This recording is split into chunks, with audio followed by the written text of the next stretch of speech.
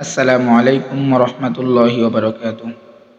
আলহামদুলিল্লাহ, দেশ ও দেশের বাহির থেকে যে যেখান থেকে আমার আলোচনাটি শুনছেন সকলকেই জানাই সালাম ও মোবারকবাদ।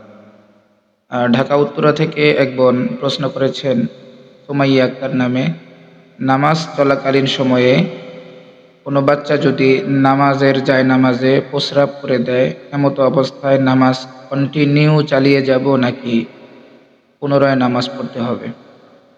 খুব সুন্দর একটি প্রশ্ন। আমাদের মা বোনেরা অনেক সময় নিজেদের সন্তানকে পাশে রেখে নামাজের ওয়াক্ত হয়ে গেলে জায়নামাজ বিছিয়ে আমরা নামাজে দাঁড়িয়ে যাই। তো এমত অবস্থায় নামাজ চলাকালীন সময়ে শিশুগণ ওরা না বুঝে জায়নামাজের উপরে উঠে খেলাধুলা করতে করতে অনেক সময় প্রস্রাব করে দেয়। তো এই জন্য অনেকের নামাজের মধ্যে ব্যাঘাত ঘটে। তো এমত অবস্থায় নামাজ হবে কিনা, এই প্রশ্নটি খুবই একটি সুন্দর প্রশ্ন। আমরা সকলেই জানি নামাজের বাহিরে ৭টি ফরজ বিধানের মধ্যে অন্যতম একটি ফরজ বিধান হচ্ছে নামাজের জায়গা পাক হওয়া। যেখানে রুকু করব, যেখানে সেজদা করব, সেই জায়গা অবশ্যই পাক হতে হবে, পবিত্র হতে হবে।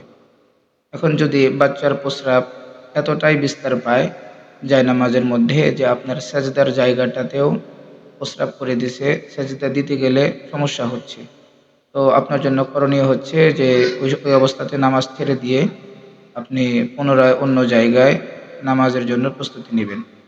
আর যদি এমনটি হয় যে সেজদা করা যাবে, এক সাইডে প্রস্রাব করেছে, তাহলে আপনি নামাজ না ছেড়ে কন্টিনিউ নামাজ চালিয়ে যাবেন। এটাই আপনার জন্য বিধান। অনেক সময় এরকম হয় যে বাচ্চা প্রস্রাব করে দিয়েছে, আমরা জানি না, বোঝা যাচ্ছে না জায়নামাজের মধ্যে। তো সেজদায় চলে গেলে তখন বোঝা যাচ্ছে যে বাচ্চা প্রস্রাব করে দিয়েছে। যদি ওই জায়গায়, যেই জায়গায় সেজদা দিচ্ছেন বা রুকু করতেছেন বা বসতেছেন, সেই জায়গায় যদি বাচ্চার প্রস্রাব বিস্তার হয়ে যায়, সয়লাব হয়ে যায়, তাহলে এমত অবস্থায় আপনার জন্য করণীয় হচ্ছে নামাজ ছেড়ে দিয়ে পুনরায় নামাজকে ভিন্ন পবিত্র জায়গায় আদায় করা।